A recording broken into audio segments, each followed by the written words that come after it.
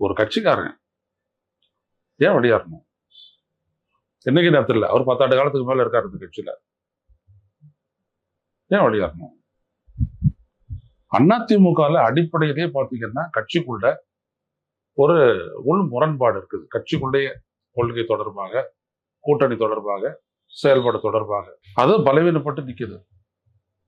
இந்த பலவீனத்திற்கான காரணத்தை இவங்க அட்ரஸ் பண்ணவே இல்லை.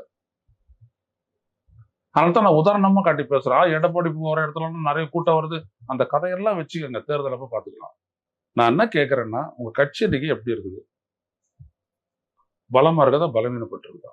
பலமானதா இருந்ததுன்னா ஏன் வெளியேறணும்? கார்த்திகை ஏன் வெளியேறணும்? புதுக்கோட்டை கார்த்திகை ஏன் அண்ணா அன்வராஜா வெளியேறணும்?